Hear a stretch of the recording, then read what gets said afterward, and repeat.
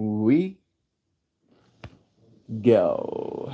I do believe we're live, so I'll say indeed and greetings unto you, beloved and holy friends. What a pleasure it is to have you here again on another conscious evolution, another opportunity for us to find ourselves present with the gap between saying and doing. That is a theme or a topic that Joe brought up into our collective minds, me and hers, yesterday. She listened to a little bit of like educational content, I think, in so many words, talking about how when we talk about something, we activate the same reward pathways that we would activate if we were to actually do the thing in real life, right? So just me saying, oh, I am gonna wash the dishes, right? Me saying that feels rewarding because I'm painting myself in this image, right? For myself in that moment, maybe for you too, where I get to be the person who washed dishes, right? And then I get to feel good about myself, like, yes, look at how great I am for washing dishes. And then sometimes, because of that feeling, it'll be enough, right? You'll activate enough reward pathway inside of yourself to not feel the need to actually do the thing that you said that you were going to do. And I feel like that's something that I find interesting as a quirk of our species. Uh, we saw Sam just this weekend past, right? And it is something we said we were going to do, and then we followed through. And it's not always easy to follow through, and we find ourselves in a time of history where a lot of things are said and not much of it is being done necessarily. And even if the things that are said is going to be done, that's not necessarily a good thing. All right? And how can we find ourselves a little bit more present? More present between the gap between thinking, saying, and then doing, right? Ultimately. The things that I've been saying, she mentioned something that was mentioned in the video as well about how when you talk about things that are unrealistic, right? Like maybe you have some sort of dream, maybe you have some sort of aspiration that you would like to reach. When you talk about those things, instead of it activating your reward pathways, because it can be so hard to achieve those things, it can do the opposite, where you might even feel discouraged or dismayed in the recommending or mentioning of this dream that you have, this way of being that you might seem to be striving towards. Notice this topic becomes predator and disappears into the trees. Yeah, it is a little bit like that, isn't it, Sam? It is one of those things where I know I will sometimes hide from the things that I should do. The things that I should do. I should do some more laundry. Is what I should do. I should get myself more pants. That is something I definitely notice myself in need of. I do like to talk. We talk a lot in this space, don't we? I would like to believe as well that I'm going to do most of the things that I said I've done, right? The ultimate sense, like I feel like I have a little bit of credibility where I was like, I'll do a live stream every day. And then I did say I'll do a live stream forever, every day. And I've been consistently keeping that promise, right? So I feel like that should give me some credit. I need to get some credit at the very least. But at the same time, I'm almost like in the discussion of this topic already, considering not so much just what I say I'll do, not just so much what I do, but also what I say I do as it's received by you might in and of itself enable me to do the things I want to. You know? You know what I mean? Jadula. You know what I mean? You know what I'm saying right now? You understand what I'm trying to get across? I sure do hope so. Right? Because I do believe that there is some sort of collective power in showing up alongside each other. Right? For instance, one of the things that I've talked about a lot is how I want to eventually, at the very least, turn myself, or I know what you mean. Good, Jadula. Like, to give you some context on that, one of the things that I want to do, and the things that I've said I would, is create a meta version of myself, right? Literally create an artificial intelligence that is built on myself as the training set. I do believe it will have more to it, kind of thing, right? It'll have access to information the same way all of these other language models do. But it's something that I've been aspiring to for a very long time. I would like to do it. However, I still seem to be waiting for the tools to become sophisticated enough so that they will act in the way that I expect them to. Right? And I think there is something to be said about that as well, where you might say something in the moment, but reality isn't ready for the action that it will take. Right? I would like to build a city on the ocean at some point in my life. It might take me 100 years to do so, but it is something that I would want to do. And I've been considering what Joe taught me about how we can feel at least a sense of dismay or a sense of loss, a loss of motivation in talking about things that might be a little bit far-fetched. Good Thursday morning, I'm back. I already subscribed. Karen's Avoe? Avoe? Hi, Karen. It's nice having you here, friend. May you be loved and blessed, and thank you for joining us in this space. Mel's got a good look at the iceberg over the last weekend and has glimpsed the gap in my life. Not really. Not really, Sam. Your home seemed very much like mine, right? The home that I grew up in. It looked like there was a space for people to sit and meet together. There was a space for you to cook and make food. There was a space for you to put things in the refrigerator to keep them cold. A space for you to wash dishes. Space for you to sleep. For you to make art within. I don't think there was much gap there, right? And I think you're very good at, right, saying it in so many words, not saying you'll do things that you don't think you're capable of. One thing that you have been saying or talking about is the writing of your book, right? Points finger, puts flash, puts spotlight. The writing of your book might be one of the things that there might still be a little bit of a gap in between talking about it and finishing it. Right, and it is a process. There's a lot of soul that is involved there. It's a very personal thing that you have kind of took onto yourself. Christian has revised and then re-revised and then re-revised 3 different times his book now to get to a point where he feels satisfied enough to have posted it. And there's a lot that you can learn about a person by reading their books, right? And I think there is a genuine awareness inside of you that that is the case. And that can be pretty intimidating because as soon as you finish it, then the only thing that's left for it is for it to be read. True art only becomes art when it leaves its creator, right? When it's appreciated by someone else, someone other than the creator thereof. I'm sure you'll be able to close the gap, dear Sam. Love is true. Sorry, no underhanded insults. Yeah, you can just directly insult me, right? That'll be better. I am skeptical of MeltGPT. Me too, Mojo. Me too. I'm also pretty skeptical of it. I would like to believe it's going to be something good.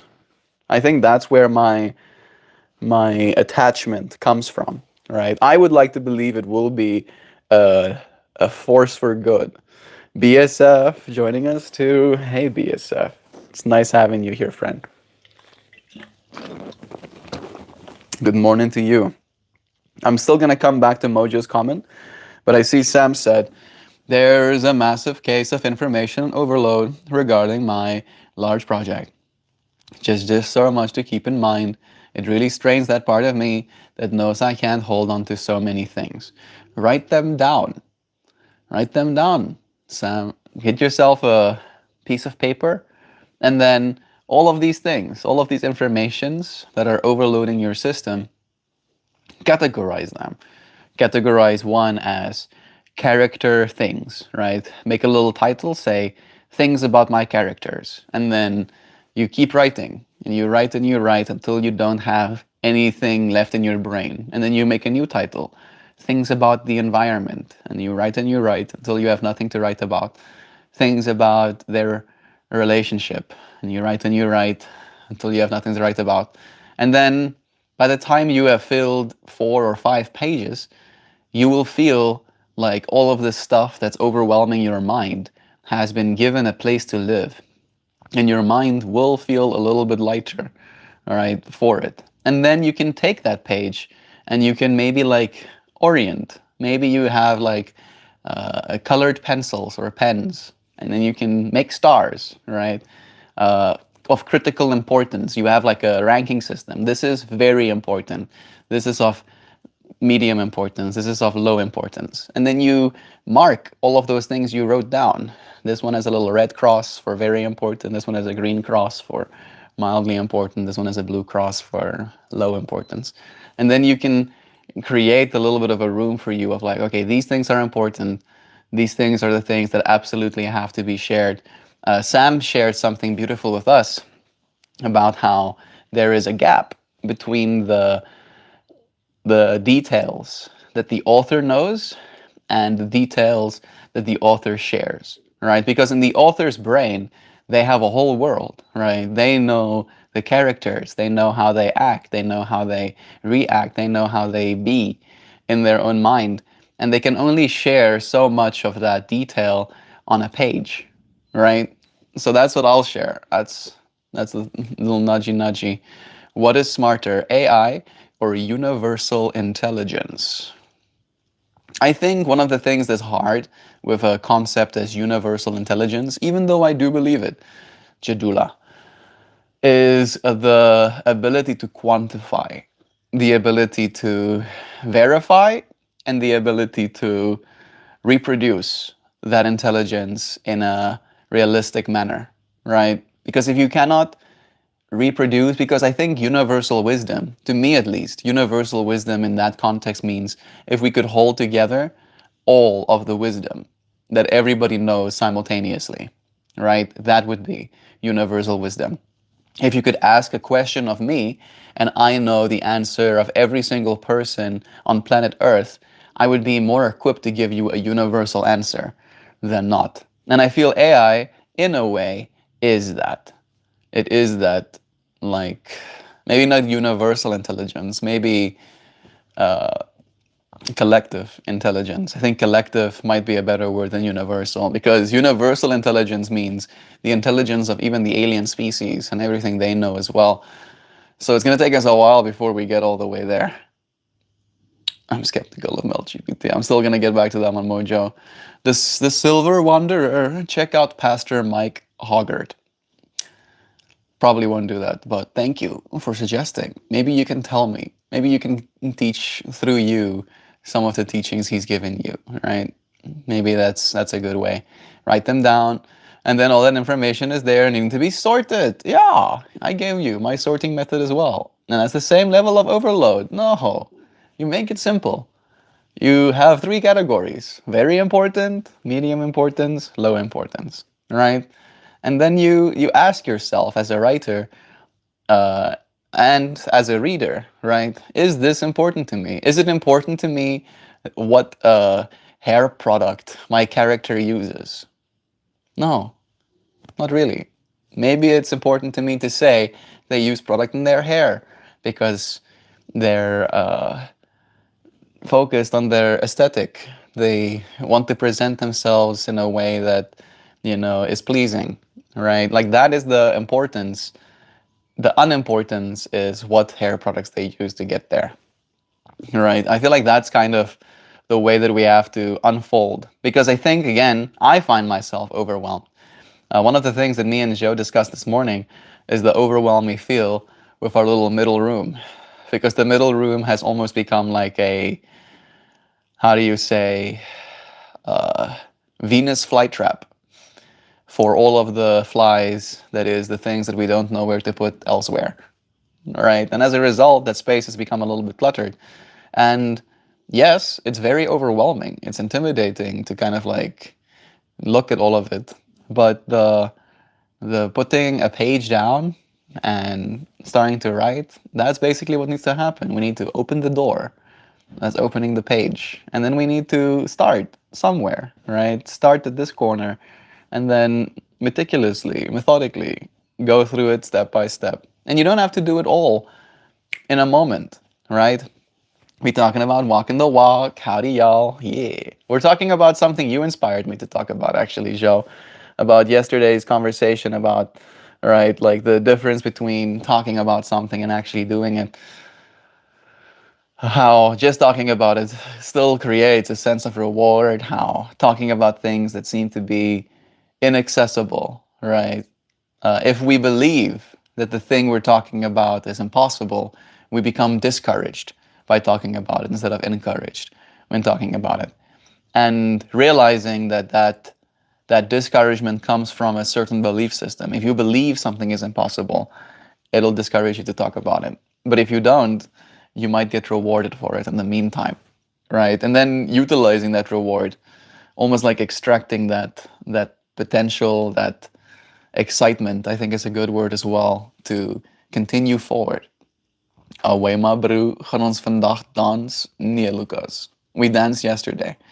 We usually dance on Wednesdays. Write them down.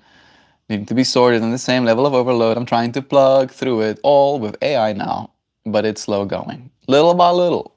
Just a wee bit. Just spend 20 minutes, right? The joke is that if you book 20 minutes, suddenly you're going to feel inspired to do a whole hour, right? And if you only do a whole hour for the rest of this year, by the end of the year, you'll be done. That's how progress will work. The details I'm juggling are more like, does the bird appropriately symbolize the depth of my character's emotion regarding these dreams? Yes. And again, right? Ask yourself what is of importance. What details are you sharing?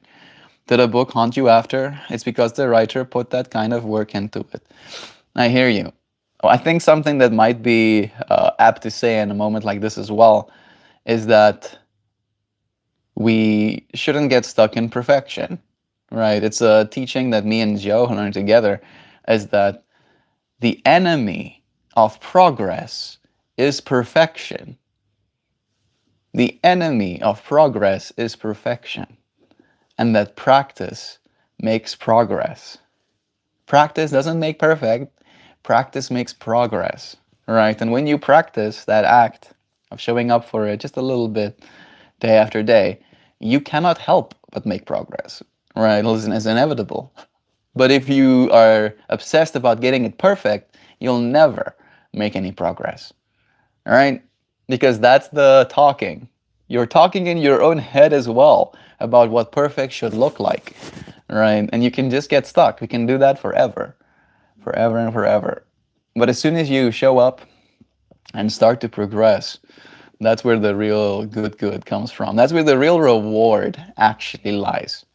How oftentimes talking about doing the thing activates just enough reward circuitry to satisfy the need to take action. The way it was explained was words can be a substitute for action. I agree. I do believe that this is possible. I do believe that it's also possible for you to use words as a accentuation to action. But I completely agree with Joe's assessment, right, of the material she learned, that I, for example, have definitely done that. I have talked about things way more than I have done things. And I think there is a little bit of a room, right? There's a little bit of play between what is talked about and what is done. But some things, some things need to be cultivated inside your heart. Hopes and dreams, visions of the future.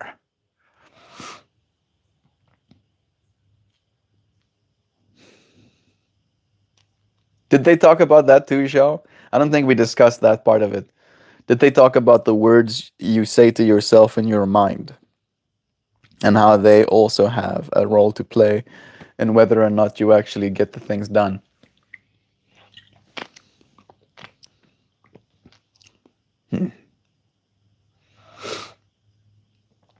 Can be. It's one of those things where it always depends on the individual. There is a bell curve and there are outliers. However, apparently, these are what the studies and the statistics say. Yeah. I completely believe, right, that the conclusions they have come to are not far-fetched. I have seen it in my own behavior, right? I have seen how talking about something can elicit a kind of, again, I don't know if they talked about it in this way, but I feel the biggest thing about talking about something is in perception. Dude, you're crazy as fuck. Tell me something I don't know. Right? Like, start somewhere. Like, I like learning new things. This I know. I am curious though, right? Again, how much of what I say to myself in mind ends up influencing my behavior as well. And then how, when I verbalize, when I say these things to you friends, how much of it is me trying to control an image of self, right?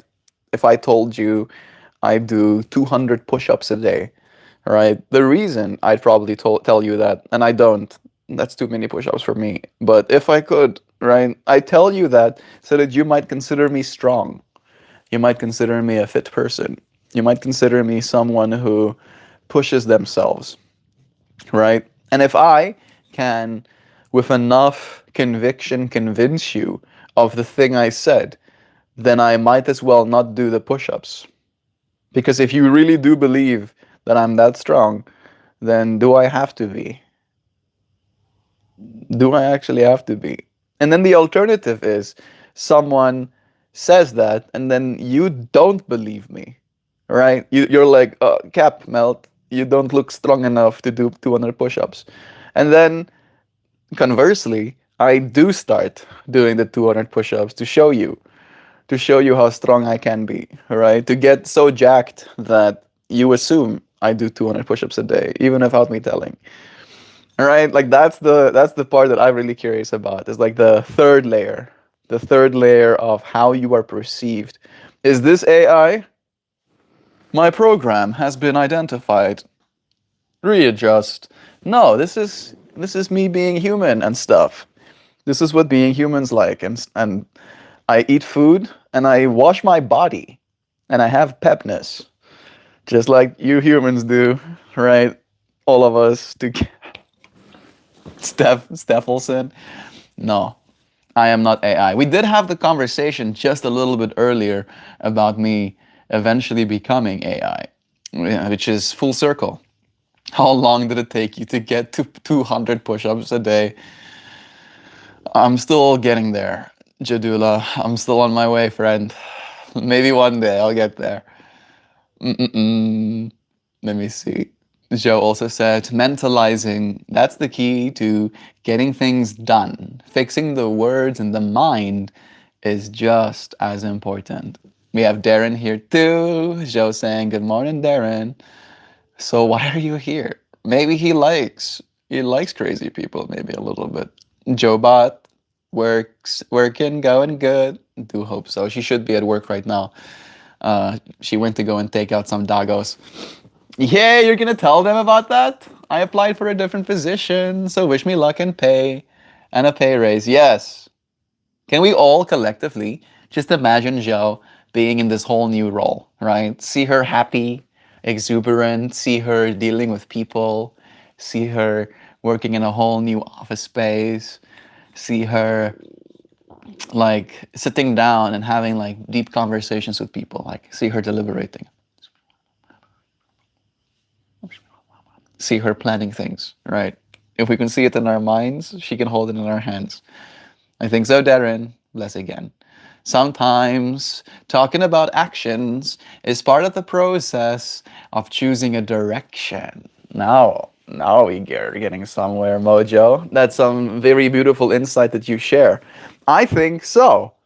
I think what you're saying is very true. And I think, at the very least, that that is a big part of my decision making process.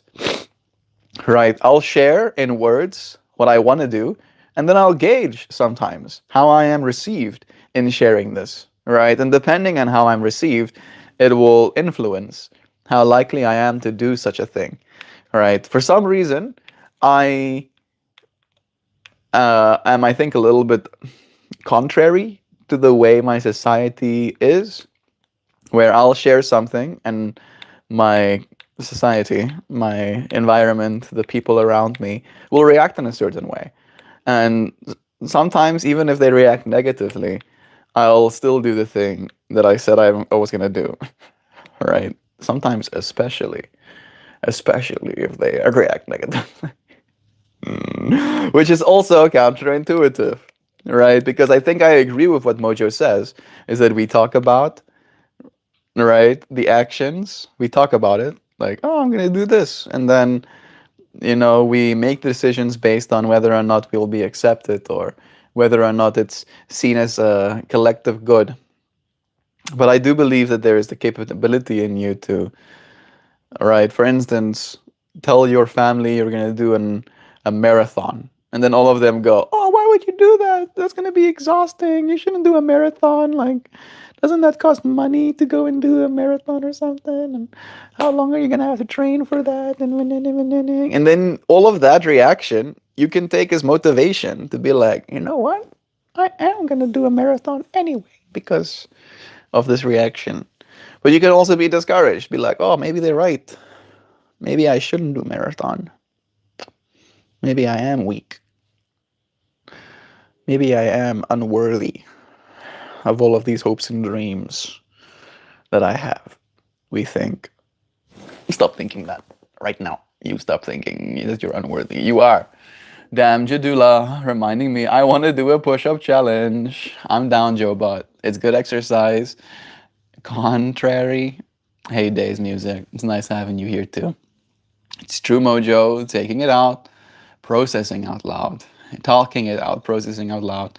Much luck, show. Thank you, Darren, for blessing our friend of some luck as well. Well, my beloved, but our friend. Man, the humidity was really low last night. It might be the pollen as well, but my throat is like, I'm uncomfortable. My throat says, stop being uncomfortable, throat. Boom. All of my ailments cured. Whoa, that was quick. That was some thickum stuff coming through. Joe said, around 2020, I realized I was doing more talking than walking. I kept speaking about aspirations and ideas before I was actually ready to act on them. And it left me feeling scattered as opportunities came in faster than I could meaningfully respond to them. So I changed my approach. Instead of talking about what I planned to do, I began speaking only about the things I had already done. The opportunity still came, but this time I was better prepared to handle them because my actions were leading the way instead of my words. That's my anecdote. The end. That's a good one, Joe. I really like that.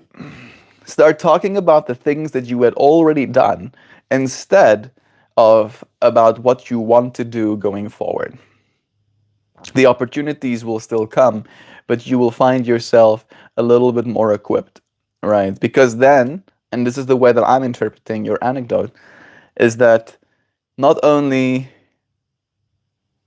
are you more, I'm almost like trying to logic this understanding, right? Like why it is the way it is. And I believe that when you only talk about the things that you have done, you are actively, as a verbalizer, stating to reality that I am capable, right? Not only am I capable, but I've already been so capable to have been able to do these things. And then when a new opportunity comes in, the statements you've made to reality is that of capacity, right? Capability of doing things. Where if you're only talking about things you want to do and someone brings an opportunity into your experience, then it's a matter of almost like competing, right? Now all of your opportunities, all of your aspirations are competing for your time.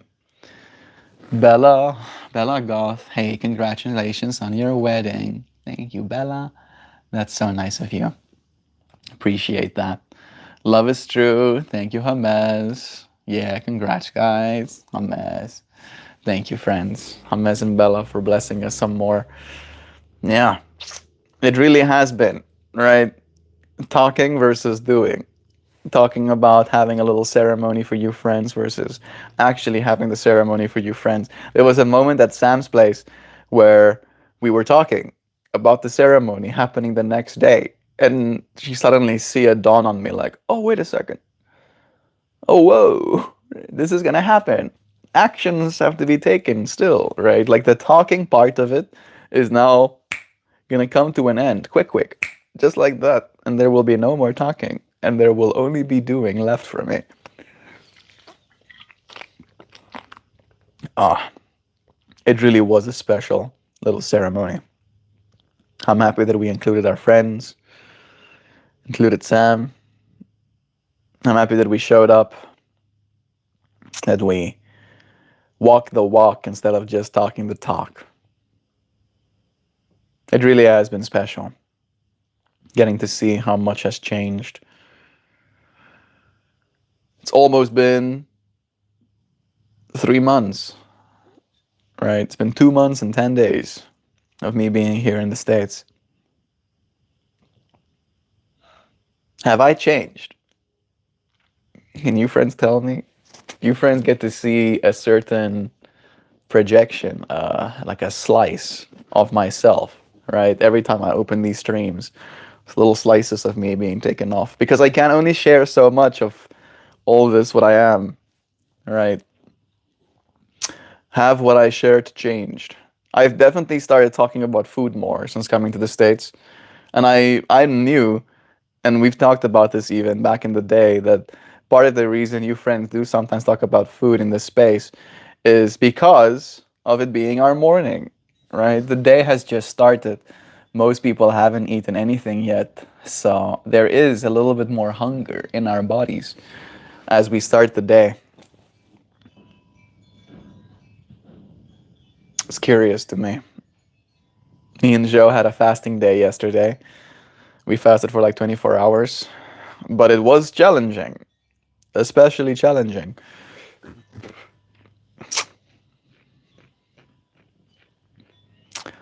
Trying to relate it to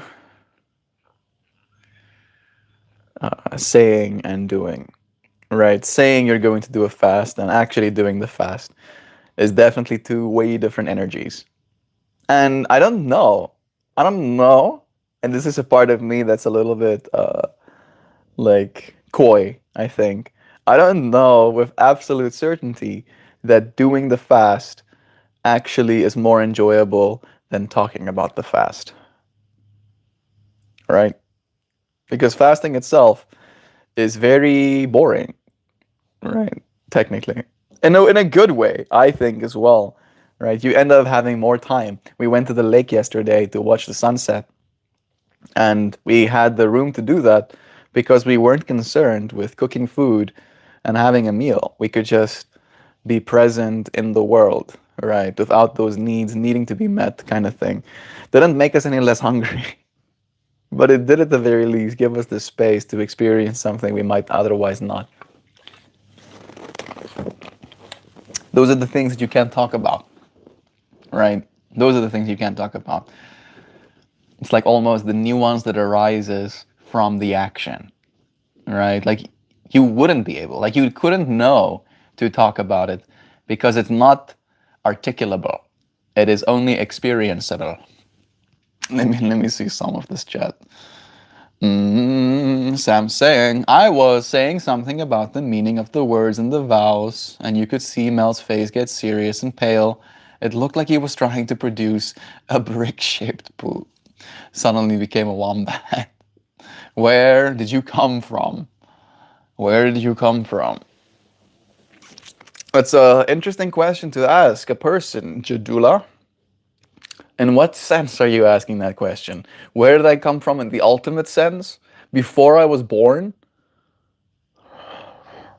Everywhere, I guess. I came from everywhere. And then I arrived here.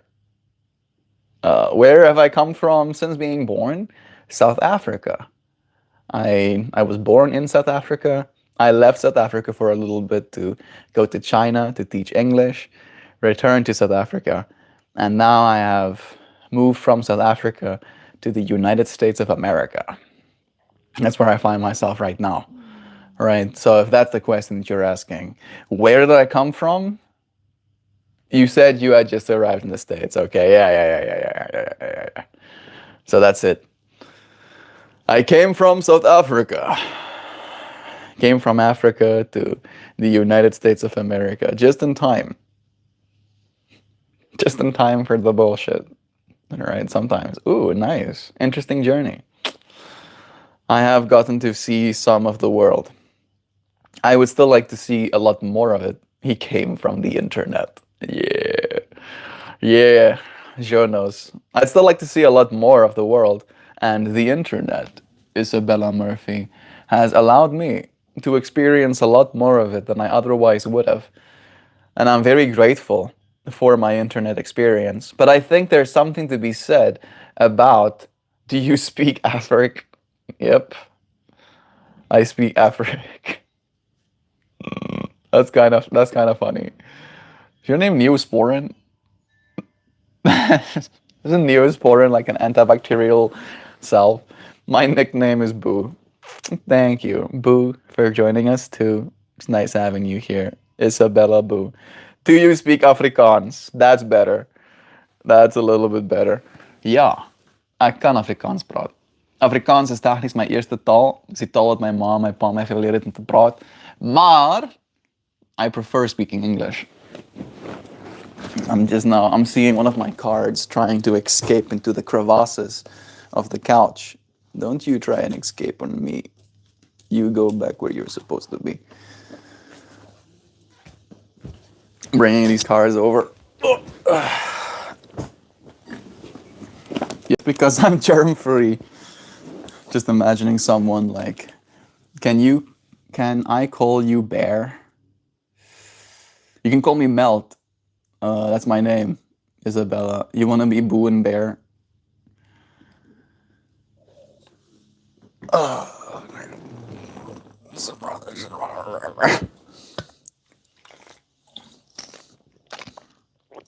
My throat's still hurting. Breathing dry air. The air is much drier here. In a different way. No. Can I please call you Bear? You can call me whatever you want, Isabella. Alright? As long as you're nice, as long as you're kind to the other people in chat, as long as you're kind to yourself, right? Then I don't really have too many gripes. Did do a podcast with an Irishman, Patty Melt. Have I done a podcast with an Irishman? I don't think I have.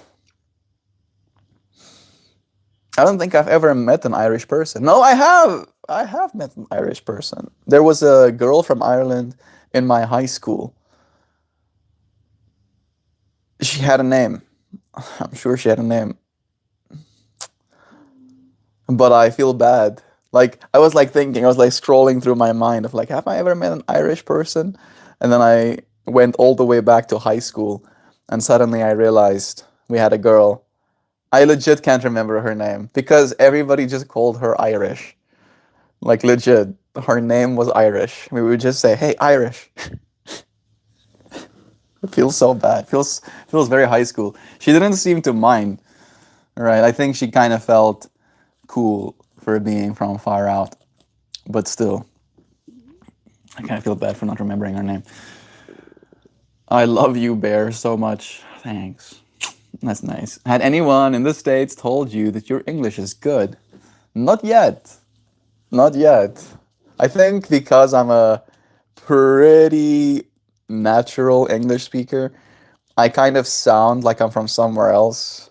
You know, that I do have an accent. Have been letting me know that there was a moment at dinner, Easter dinner, just this weekend past, where I was having a conversation with Mimi about, I think, something that she made. She made like a Snickers pie or something.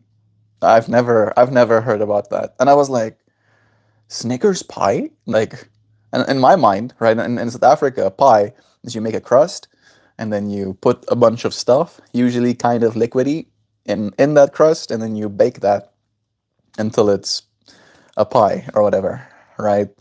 And I started like asking, I'm like, did you mix all of the Snickers into some sort of like cohesive whole and then pour that into the cookie base? And Eric, Shay's husband, Shay being Siobhan's sister, give me $20. You're you are looking well. Happy Thursday. Catnip. Dear friend, that's super nice. Is that Ebony Star? I think that's Ebony Star. Right? Right, Ebony? That is you, right? I think there's another friend who also has cat in their username that I think has been bamboozling us, where I thought it was you for a moment. You are very handsome. No, it's not Ebony Star. Not Ebony Star. Okay, thank you for correcting me. Catnip, you want to tell us what your name is? Ebony Star is a cool name. Yes, it's me. Yes. Now I'm confused. Yes, it is. Okay. All right. I am back on the same page. Ebony Star. I like how the person was like, Ebony Star? Cool name. And then suddenly, yes, actually, that is. Sorry. You don't have to apologize. You are loved. Thank you, friend. Thank you for supporting me with your financial help as well. It means more than I can say. I did go and buy that boar bristle brush because of your donation as well. We literally did it the exact same day. Your love is appreciated. So the line of has anyone asked me or has anyone told me my English is good? So I'm like asking about this Snickers pie, and I like the way I asked, right? Do you mix all of the Snickers into a cohesive whole and then pour it into the pie for it to be baked? And he goes, "You talk like an alien." And Shay goes, "Eric, can't say something like that to the poor Africa boy." And I'm like, bro, tell me about it. People from where I'm from don't think I'm from there. Right? Literally. There was a moment in talking about our ceremony as well, where we talked about the hand fasting and the rock stacking. And he goes, "Oh, yeah, is that a South African thing? Is that a culture thing?" And I'm like, no, no, that's just us being weird. A delicious podcast where they try not to break no food talk rule. A delicious podcast where we try not to break the no food talk rule. That's hilarious. Alex Baldwin has a daughter named Ireland. Ireland, not even Irish. You're very handsome. Thanks. My nickname in high school was Asian. Oh my goodness. Suddenly it's like even worse that we call that kid Irish. That's horrible. I'm sorry, show. That's so horrible. No, love is true. Lol. Okay, so you're the real Slim Shady? Oh, good. Mozart or the Antwoord? Choose one. Mozart. Like, unironically, I have listened to probably like 24 hours, maybe a little bit more, but like 24 hours of Mozart, and I've listened to like maybe 10 minutes of the Antwort. Right? Yeah, yeah, yeah, yeah. Mozart all day. Can we be friends, Sabrina Carpenter? If you show up here in this space and you are kind to the other friends we have in chat, you become a friend by osmosis, right? It's like in biology, there is this feature of synchronicity when two cells synchronize, right? They become almost like informationally similar. They become a part of a whole without even having to try. They just suddenly fuse, right? And that's pretty much how it works. If you synchronize with the energy that we create in this space, right? You don't even have to try. You'll just be pulled into the space with us and you'll be loved. Hey, Melden people, talking about a friend we love. Hey, Dan. It's nice having you. Mozart all the way. Hello. Me if I were you, I'm African American. I actually made that joke a little bit yesterday. Day before yesterday, I did make that joke actually. Sup Dano, how's the swag? Mozart invented the way we write music today. He created the melody plus chord accompaniment composition structure, and we've been using that exclusively ever. Sorry about that. Ever since. Yeah, I think that's an easy one. Just imagine someone saying, the Antwoord. Clearly, the Antwoord is the superior musicians. Mozart? Mozart, if he was so good, why isn't he touring? This Mozart guy. Why isn't he like, why haven't I seen his music live? If he was so good, why isn't a bunch of people lining up outside of the dome to go and see Mozart? Freaking stupid ass. I'm sorry. Cells at a wound side become a part of a whole. Neosporin. Neosporin got jokes. Good thing he's got Neosporin too. So that when that cells become a part of a whole, they don't have to fight any pathogens. The most we've added to it is to use the bass lines to create counter melodies. I don't know. Like, it is so interesting that you bring this up in our minds, Dan. I I don't want to. I don't want to use the word discovered. Found. I think found is the right word. I found a new band yesterday, and they're good. Like, really good. They're bad by what normal music kind of rules would signify, right? If you were like, music is only good if it follows this set of rules, then they're bad. But if you're like, music is human expression, then they're amazing. Really good. Who is the band, bro? I'm gonna have to show you the name because it's like Antoine Depion. It's a French band. And please don't hate me. Please don't hate me for liking French music. But I did save their oh wow, literally the last thing I had on my device. The last thing I had on this device is this band. This is what they look like. These guys. I don't want my stuff to get copyright stricken, and it probably will. But look at these dudes. He has a double guitar, and it's just him on his double guitar, and then his band partner is just on drums, and they're wearing like this kind of like countercultural against the industrial machine clothing. They're very French, like real French, like super French, and they're called Anguille de Poitrine. Anguille de Poitrine. Anguille de Poitrine. Yeah, like, if you want some good bad music, YouTube Clowncore. No, this is, I feel like, similar probably, but this is some good stuff. Plot twist: bro is dressed as Pinocchio Bondi. That's hilarious. I see the white hair, bro. That's actually, that cracks me up. That's really funny. Mm-mm-mm-mm-mm. Yeah, most we've added. Mozart was also a freak of nature. He was like out of control, just like music pouring from his brain. Who was the band, bro? I love Deep Forest. I don't think this is very deep foresty. This is more like almost like rocker. Like it's a little bit rocker music. 8.4 million views. This was released 2 months ago. For them to have like a debut on KEXP, I think that's what happened. That's why they're getting the popularity they're getting right now. But they are on YouTube. They are on YouTube. Plot twist, bro is dressed. Your pronunciation made me think you were Scandinavian.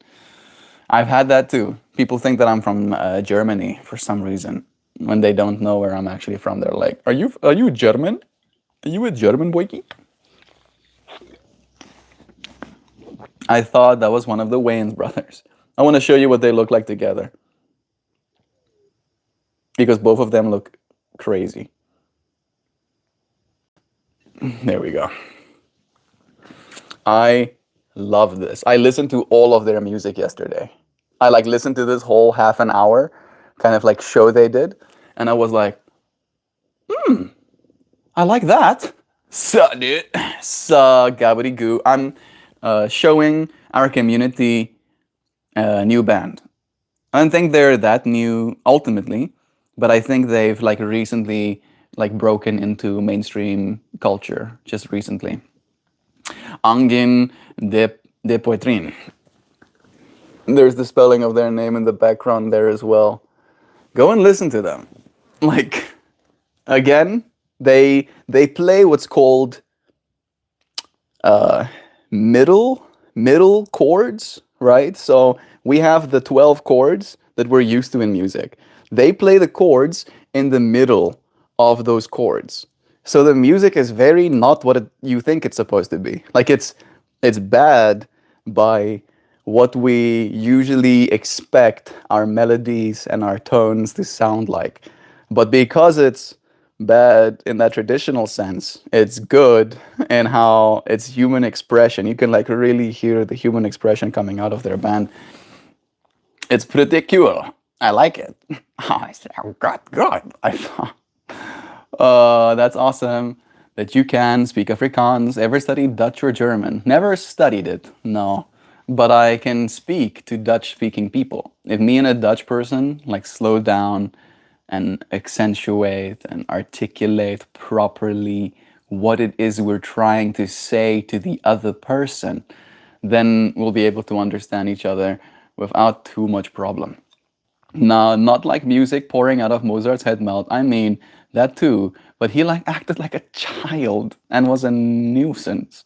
He was out of pocket. I mean, when you're like God level in music, you can probably get away with a bunch of shit. I'm sure he was I was gonna say something, but I don't think it's politically correct to say it out loud. It's like Michael Jackson complex where Mozart didn't get a childhood and it fucked him up. Yeah.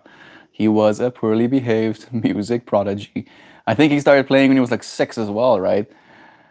Anjin is Ohanzin. Ohanzin. Thank you. You know Anzin de Poitrin. You know them? Neosporin? That's pretty cool. Clowncore kind of sounds funky. I think I'd like it. Ever heard of Dr. Bungle? It's like Ren and Stimpy rock, fart rock punk. I kind of like it too. It would be so fun to observe Mozart from a distance. Gibbs, he wrote his first symphony at 4 melt. Yeah. I knew it was like at 6 he was like playing, like wrote his first one at 4. So like, can you imagine? Shame. When I was 4 year old, I was concerned with looking like Spider-Man. No jokes, legitimately. My mom bought me a Spider-Man outfit, and I lived in it. I love Clowncore Show. Thanks for checking it out. Jobot. Gavity goo. I don't know them. Just speak French. I'll check them out though. That's very cool, Neosporin. What are the odds? Yeah, check them out. Part of me wants to play some of their music, but I don't know if I'm gonna get copyright stricken. I survived cancer for this, is one of the comments. People are loving it. People are losing their minds. I hope you friends have either heard about them or, even better for my ego, that I get to tell you about it. Drive by, high and by. Love you, Nancy. Have a good one, friend. I think there might be a sneeze coming up in me. Do bear with me. What? Strange. Angin.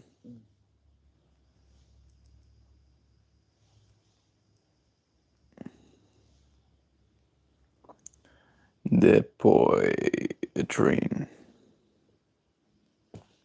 Let's see if Google is gonna let know. There we go. Oh, it's speaking French to me. Suddenly, it's everything is French. Literally every single word is French. I'm like, I don't know what's happening. I was more curious about what that band name means, and maybe you can tell me about this band a little bit. Clowncore is me trying to do sit-ups, which is the same kind of bragging as I beat the Legend of Zelda before I could walk. Seems like there's merit to the claims he was a nuisance. Since you're from South Africa, please introduce me to Charlize Theron. Maybe next time, bro. Charlize is a busy lady, and like we barely hang out, right? And I cherish my time. You're looking for a no? I'm not looking for a medical diagnosis. No, no. What is happening? Why is this thing having such a hard time? Clearly, this band. I even spelled it correct. Yeah, I spelled it correct. Angin de poitrine literally translates to angina pectoris, the medical term for chest pain caused by reduced blood flow to the heart. Deep name, bros. Very French of you.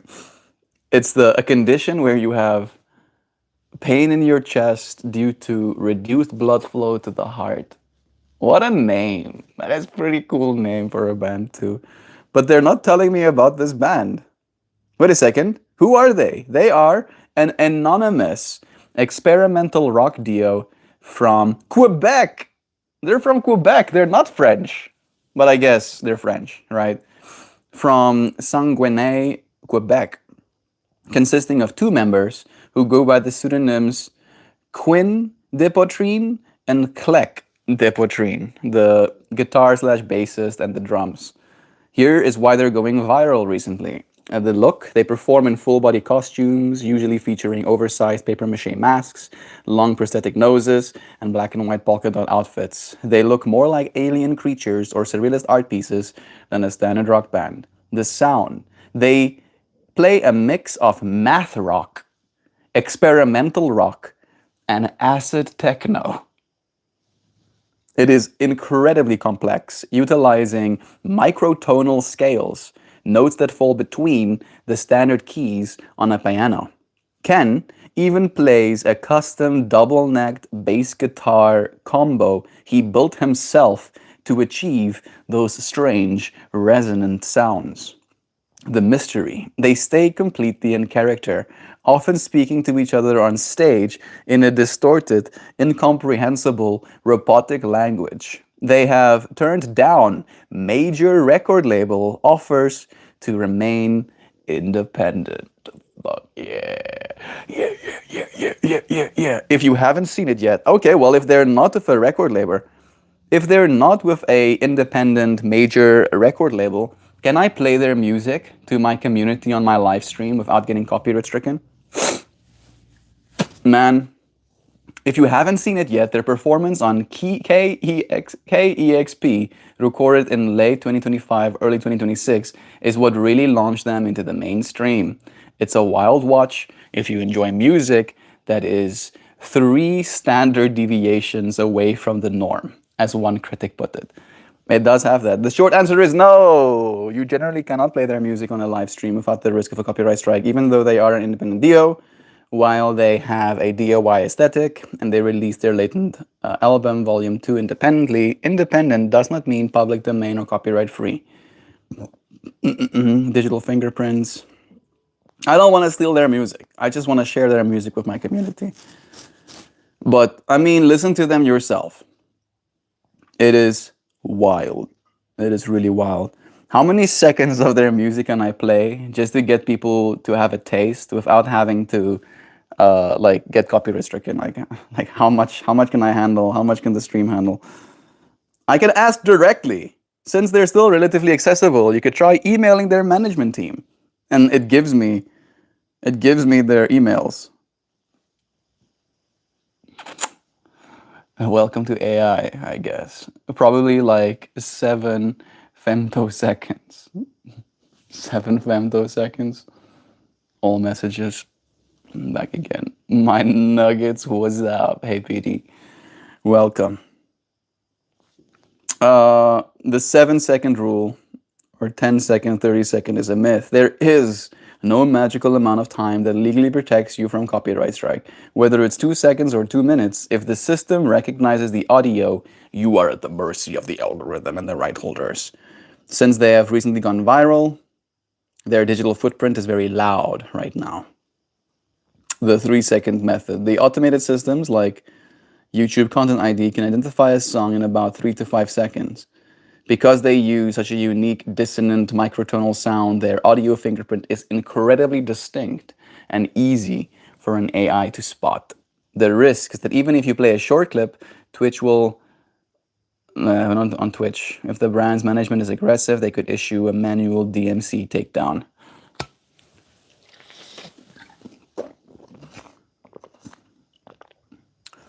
You're likely, because you mentioned you're curious about the band, you're likely in the commentary/review category. Legally, this falls under fair use, but the platforms don't care about fair use in real time.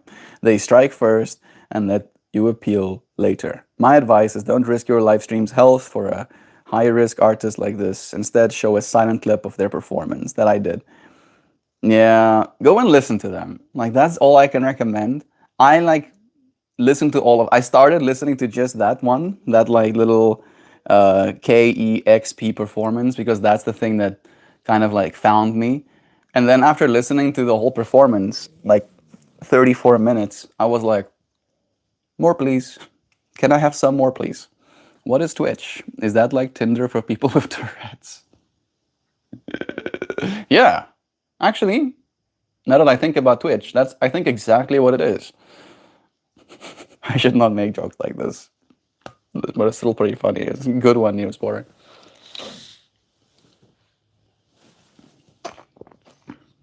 All right. My coffee has been consumed before 10:30. Love it. What a band.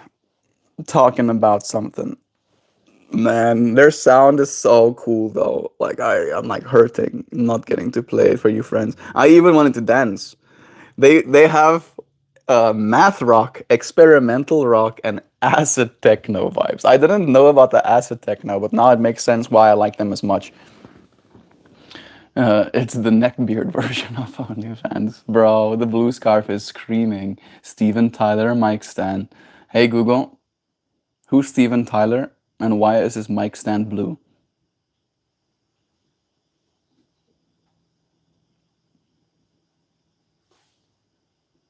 Famous Aerosmith. And Steven Tyler is Aerosmith's. There was a moment during this weekend when me and Joe were in the car and we were listening to books together. And then I had listened to the book and then I'd paused the book. And then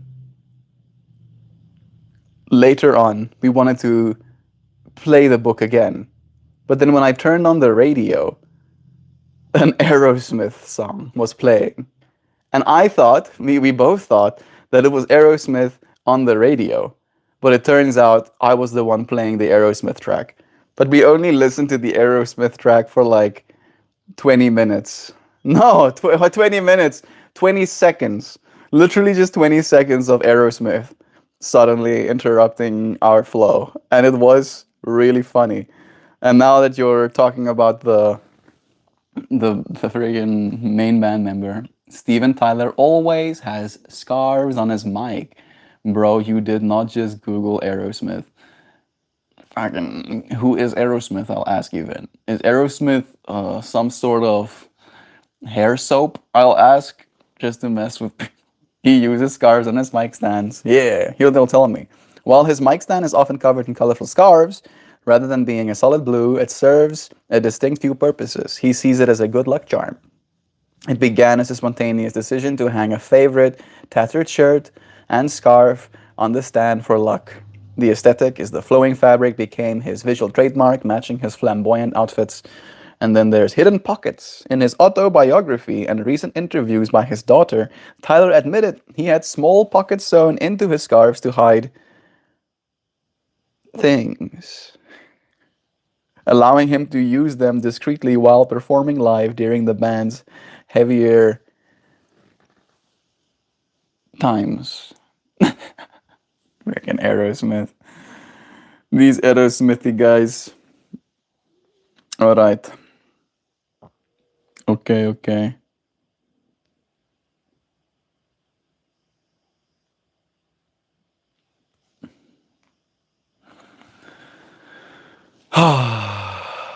Lol. Things. Yes.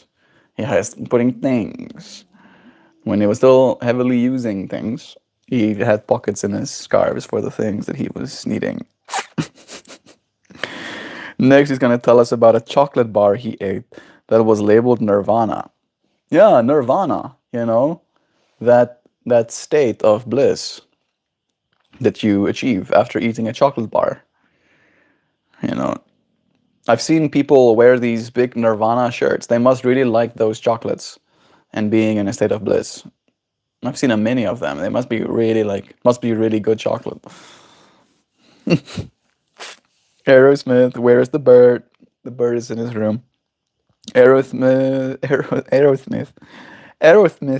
sounds like someone guessing the word for aerospace engineer. I don't know why I did that. I'm sorry, Aerosmith. I don't know why I'm dogging on Aerosmith so much. That is pretty funny. All right, what do we think about Milk It by Nirvana? I mean, you need milk in order to make chocolate, so it makes sense that they would make chocolate with milk. Because Nirvana and stuff, the chocolate brand. Hear me out, chocolate with caffeine in it, Nirvana. Wait a second. Nirvana. That's pretty funny. Neosporin got jokes.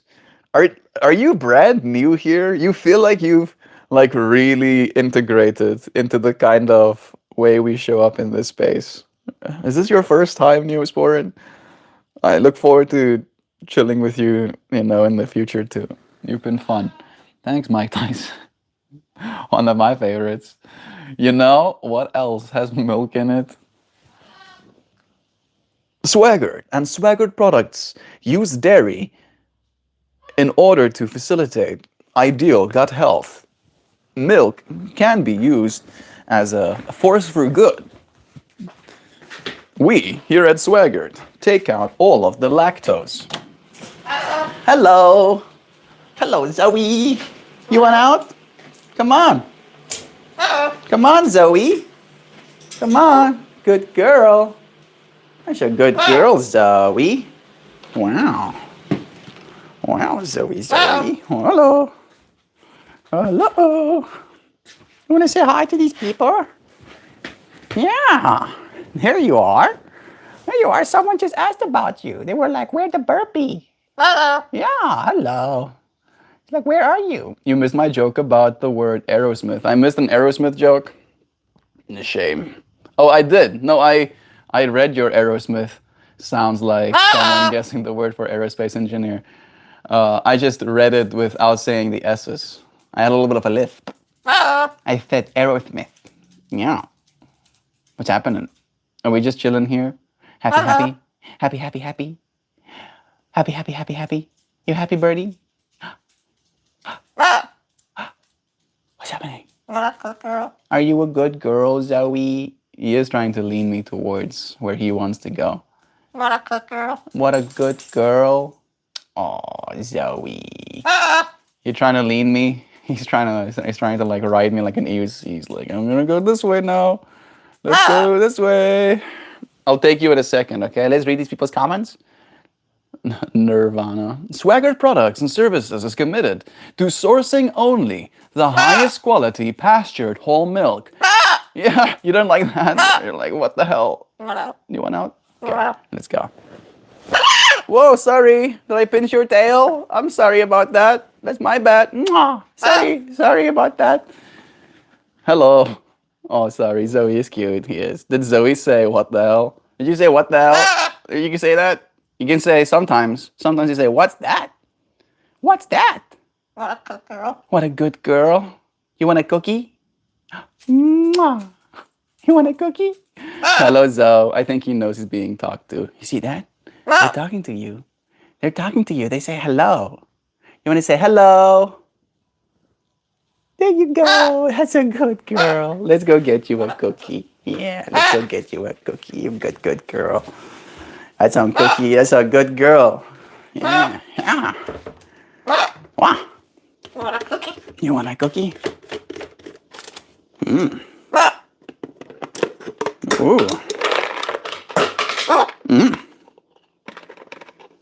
There you go. There you go, Zoe. Let's go and get your cookies eaten.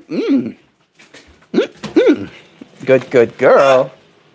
That's a good girl, Zoe. Wow. There you go, Zoe. There you go, Zoe. Good girl. It's a good girl, Zoe.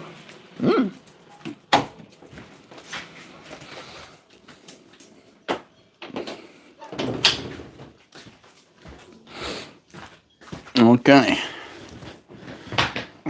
Zoe so loves the attention. He definitely does. Lol. That sequel was almost Rooster-esque. I've got a Dino Burb wave. It's cute. So that sequel is so wild. I'm like, bird up. Swagger Products. Love is true. All right, we are back. And I do believe it's time for us to pull a card today. I'm gonna shuffle this deck facing away from me. I've heard of bronies, but you are a Zoe broy. I think that's better. I would happily be a Zoe broy before I'm a brony. I forgot about that word even. Part of me would like to believe that that's not a real thing. I want to believe. That is the most cursed goddamn comment I've ever seen. It's pretty cursed. It's pretty cursed, but it's like I'm like Matrix dodging the curse. Like the curse is just flying right past me. And I'm like, why am I actually getting goosebumps? Damn, that was close. That was a close one, Noodle. Ducks, we can swim, fly and walk. Zoe, lol. You can't even talk. Well, he can't fly either. I don't know if he can swim. But he does like walking. He does like walking. We took him for a walk yesterday, pretty much. Pro tip, if you have gunk under your toenail, do not panic. Just use a clipper and clip them. Pro tips. I cut my nails just yesterday. So it feels extra synchronous for me. Dan Bowman. Yep, these pro tips work. Cut your nails. Ducks eat peas and soggy bread. Zoe gets cookies. There is a clear winner. I mean, he gets almonds, and he doesn't actually get any cookies. I've definitely shared like a few crumbs of like my personal cookies with him too. So he definitely has had cookie. But if it has to be like weighed, if you have to think about what a percentage of his diet comes from different things, his diet primarily consists of like vegetables. He has like a whole formula. I could like go and get you the bag and read you the ingredients, but it's like essentially vegetables and different types of beans and peas. And then he will have like a little bit of peanut powder with his vegetables. Like he has like dry vegetables, and then he has wet vegetables. And then I'll put a little bit of, or we will put a little bit of peanut powder on his wet vegetables. And then he likes treats. And then treats for him would be almonds or peanuts. Yeah. Or sometimes a little bit of sunflower seeds. He's a good boy. Don't save the clippings, dispose of them. Agreed. Yeah. I don't save the clippings either. Easier to clean out before shortening the nail via clipping.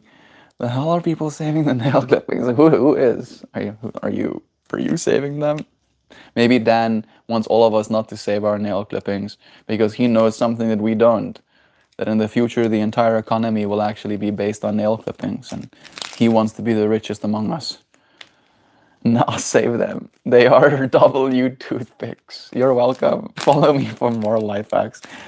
Neosporin is like it feels like it's a Dan-like spirit that's just like joining us here. How did we find you? Like again, Neosporin, I'll ask directly. Is this your first time in chat?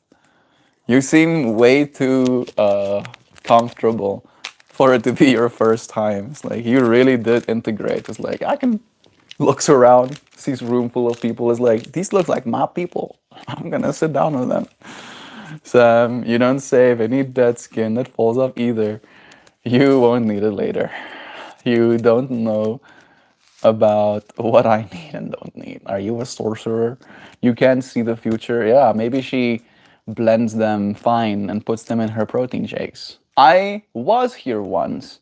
You were with your girlfriend. Ah, yeah. Technically, wife.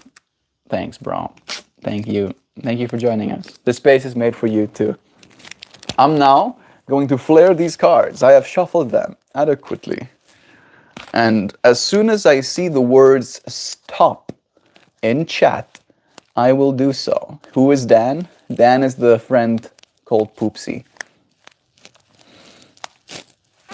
When you said the words like follow me for tips, that was a very Dan thing of you to say, where Dan will sometimes share unhinged tips.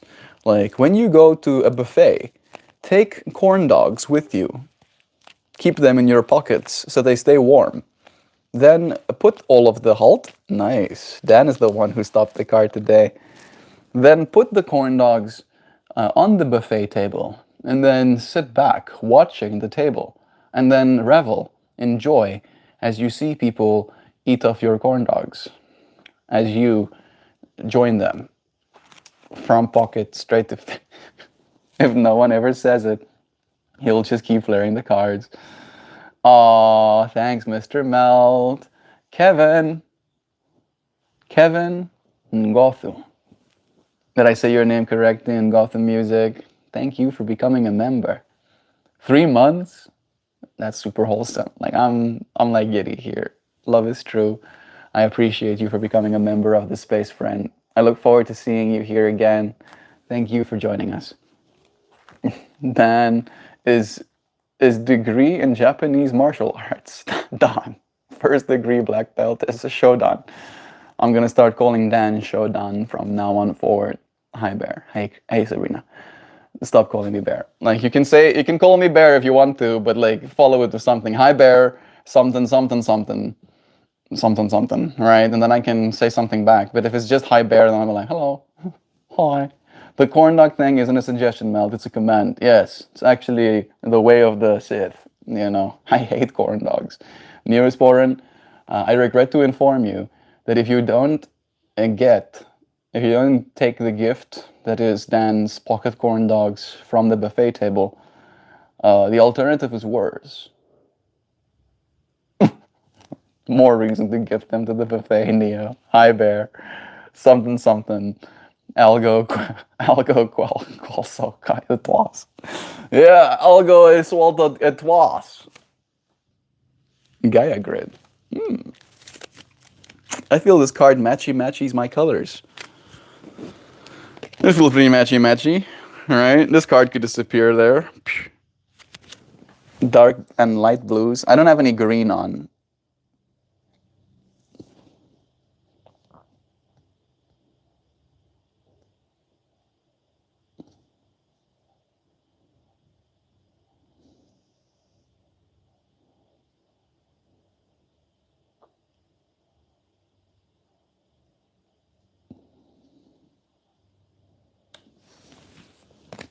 Gaia grid. My throat is still sore. Man, might be best for me to finish today's stream so I can give it a rest.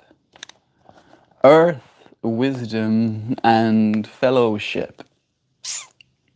Man, I'm still giddy. I don't know if you're still here, Ebony Star, catnip friend, but I do appreciate your donation. I just looked up again and seeing $20 almost like crystallized into my metrics feels surreal.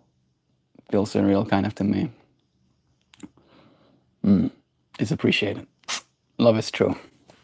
Earth, wisdom, and fellowship. I learned a funny Dutch expression. Let's see if Afrikaans speaker gets it. Hoor ek daar een kameel skritjen?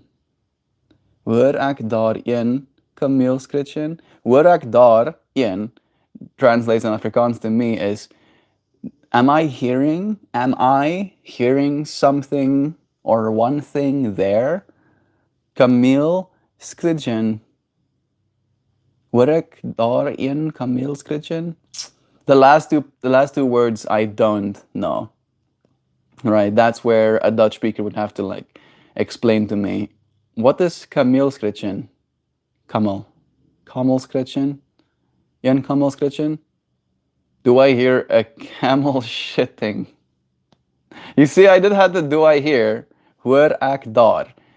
Am I hearing there? Right? Hoor, we started with hear, ek daar. Hear me, something there, a camel shitting. Not sure if I spelled everything right. That could have something to do with it as well. Skritten. Yeah, that makes sense. But I don't get the expression. I don't know what it's supposed to mean. What I do know what it means is that we have pulled the card of earth wisdom. Of earth wisdom and of fellowship. So we'll now read this a little bitty together. Several, many of them, like a lot. Several cultural traditions identify energetic grids within our planet. Gaia is the consciousness of Mother Earth, here seen holding the planetary grid in her bountiful lap.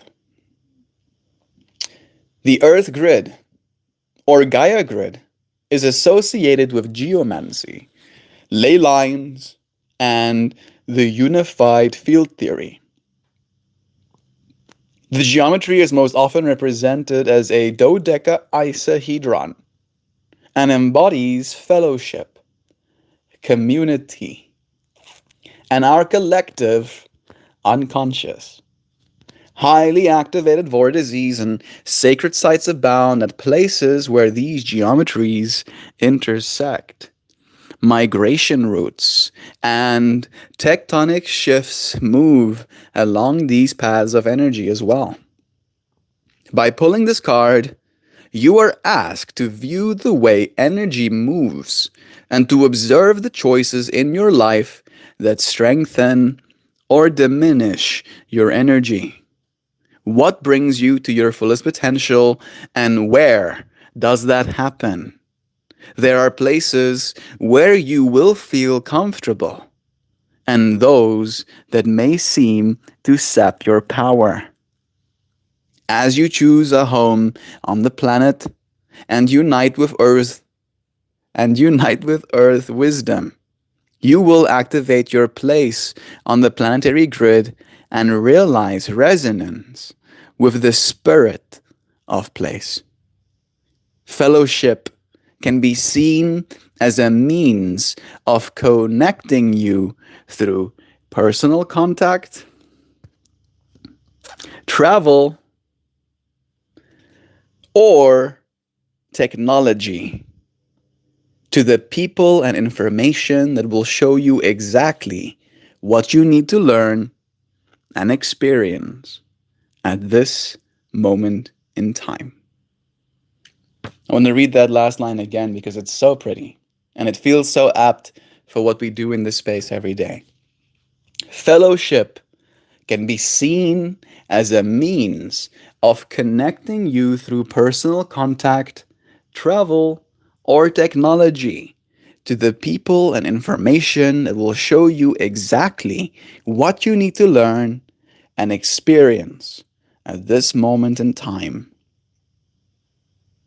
We didn't pull this card reversed, but I enjoy the reversed card pull meaning as well. It goes, not all who wander are lost. Not all who wander are lost. We have wandered onto the internet and have found ourselves here in this little community, in this fellowship of collective souls that show up and consciously evolve together.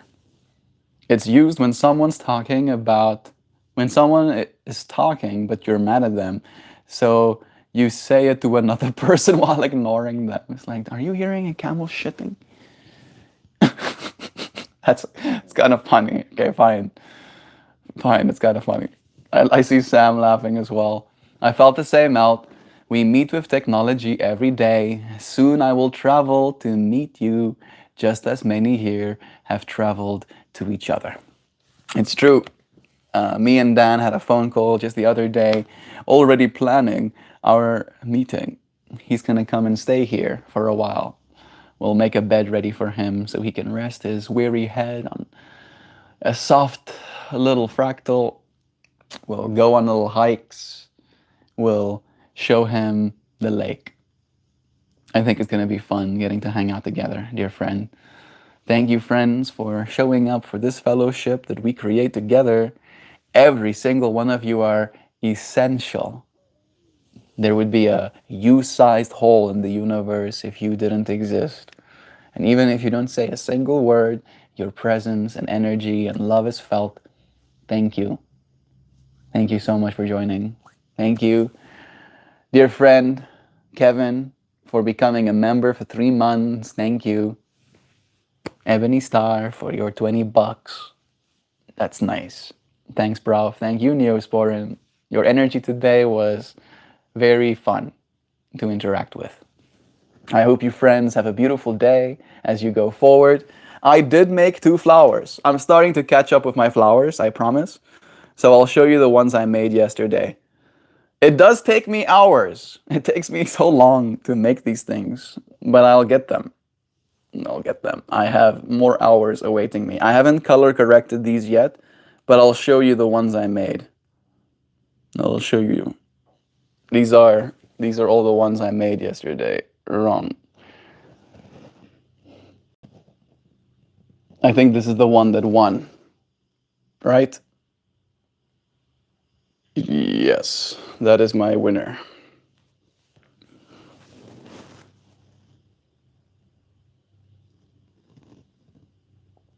Wrong one again. This one is pretty cool too. Color corrected? That's racist. Yeah. The good thing is that I make them more colorful, which is anti-racism, right? It's like I add color to the color, right? It's like if you're gonna be colorful, you might as well be more colorful. And I haven't picked. Have I picked? There's the material that I used to make the flowers. Me and Joe on our wedding day together, or one of the wedding days together. The next one I'm going to integrate Sam's tapestry and her kimono, or is it kimono? Her little wavy kimono and Joe's dress and my shirt into the flower. To create a collective image. Kaleidoscopically trippy. It does have some kaleidoscope fractals to it, don't it? I've been making mine a little bit imperfect. So it's not perfect kaleidoscopes anymore. Sorry about that. Adds a bit of nuance. Love is true. Love is true.